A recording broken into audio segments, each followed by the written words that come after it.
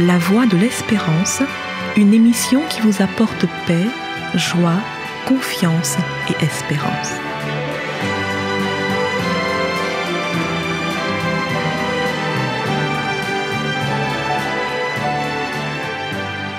Bonjour la Guyane et bonjour à tous depuis la Guyane. Avec la hausse du prix de l'énergie, on entend parler d'annulation en cascade des illuminations prévues pour cette fin d'année. Les communes sont appelées à la sobriété.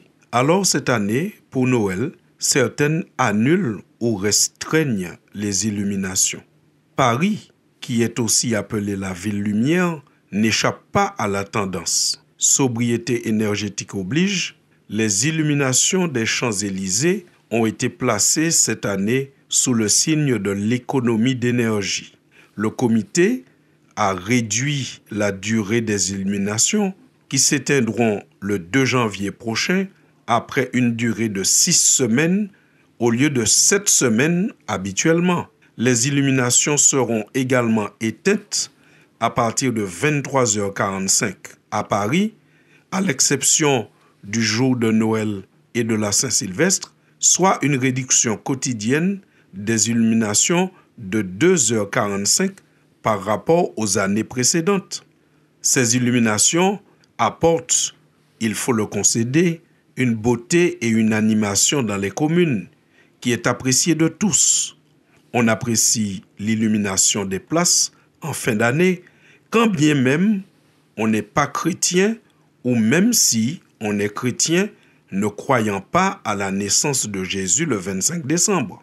En effet, la Bible ne donne pas de date pour la naissance de Jésus.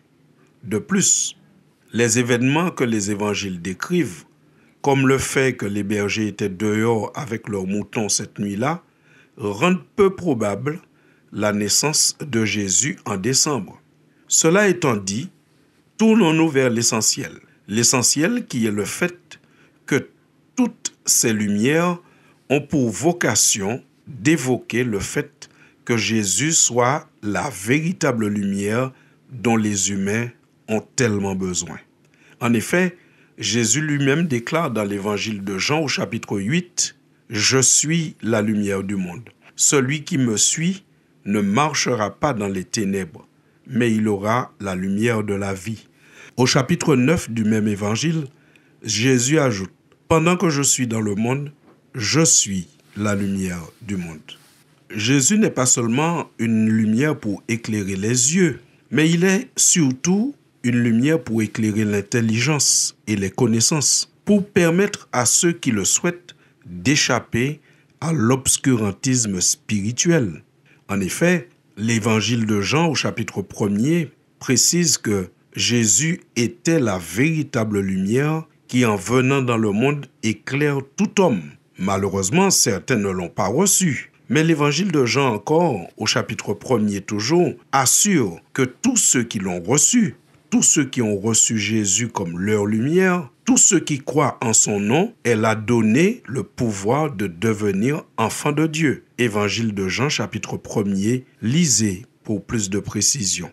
Nous retenons donc que Jésus est la véritable lumière, que lorsqu'il vient dans le monde, que ceux qui l'acceptent, il leur permet de devenir enfants de Dieu. Et c'est pour cela que Jésus disait à ses disciples, « Vous êtes la lumière du monde. » Oui, ceux qui ont accueilli la véritable lumière deviennent eux-mêmes lumière du monde. Matthieu 5, verset 14. Celui qui reçoit Jésus va donc sortir des ténèbres et de l'obscurantisme spirituel.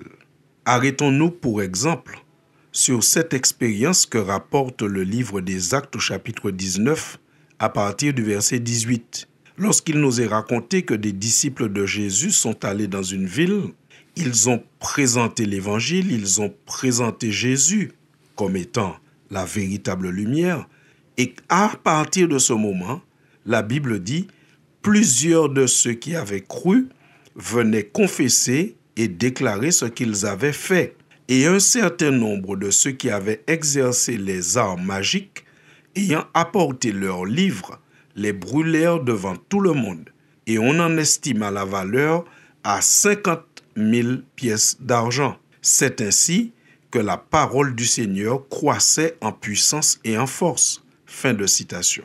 Ainsi, nous comprenons que là où l'évangile est prêché, l'obscurantisme spirituel est démasqué. Là où Jésus entre, la magie sort. Et on comprend que Jésus, véritable lumière, n'éclaire pas que nos yeux, mais aussi notre conscience et notre intelligence spirituelle. Jésus montre à celui qui l'accueille où il doit marcher. Et c'est très clair que l'expérience des apôtres montre que celui qui accueille Jésus ne peut pas marcher dans le chemin de la magie. Nous trouvons encore une autre histoire où l'apôtre Paul est celui que Dieu utilise pour montrer cela. Toujours dans le livre des Actes, nous apprenons que Barnabas et Saul furent envoyés en mission et ils se rendirent en Séleucie, d'où ils partirent en bateau pour Chypre. Quand ils furent arrivés, ils se mirent à annoncer la parole de Dieu dans les synagogues et ils avaient avec eux un certain Jean-Marc qui était là pour les aider. Ils ont traversé l'île, parcouru les territoires, présenté cela. Et là, ils ont rencontré à un moment un magicien qui se faisait appeler Élymas et qui passait pour un prophète. Il vivait, ce magicien Élymas, auprès du gouverneur de l'île, Sergius Paulus, qui était un homme intelligent. Celui-ci fit appeler Barnabas et Saul car il désirait entendre la parole de Dieu. Mais le magicien Élymas, tel est son nom grec, s'opposait à eux et cherchait à détourner de la foi le gouverneur. Voici donc ici présenté clairement dans le livre des Actes au chapitre 13 le conflit entre la parole de Dieu, Jésus, véritable lumière, et la magie de l'autre côté, qui est une forme d'obscurantisme spirituel. Élymas, magicien, s'oppose à Paul et Barnabas qui prêchent la parole de Dieu.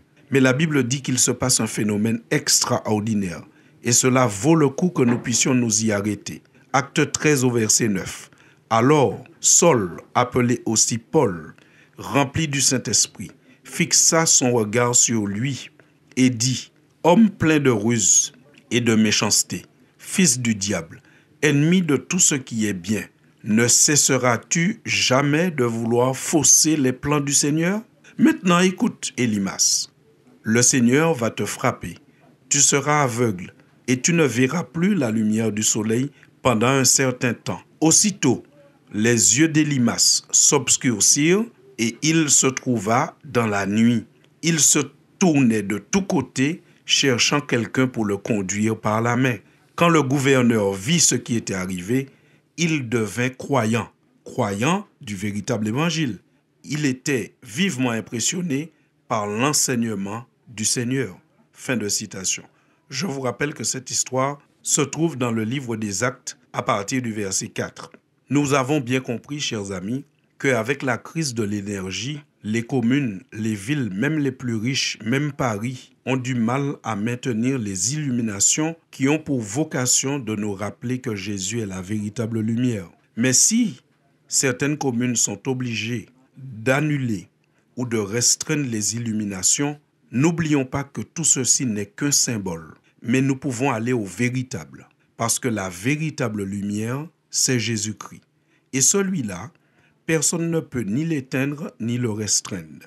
Par conséquent, si nous sommes attristés par la restriction des illuminations, nous sommes encouragés et fortifiés par le fait que celui qui est la source de la véritable lumière est toujours décidé à éclairer tout homme, à nous permettre de sortir des ténèbres pour marcher à la véritable lumière.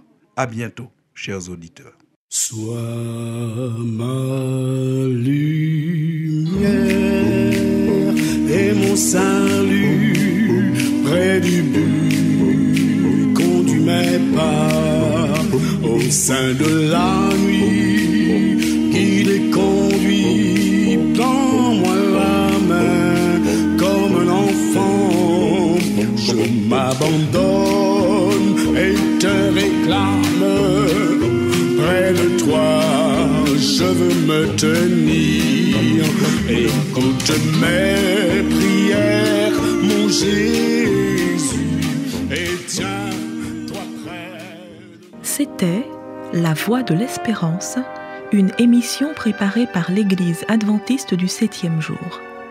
Si vous désirez avoir une copie de la causerie d'aujourd'hui, demandez-la. Elle vous sera donnée gracieusement. Écrivez à La Voix de l'Espérance, boîte postale 169 97 324, Cayenne, CEDEX, ou téléphonez au 0594 25 64 26. Merci chers auditeurs et à bientôt.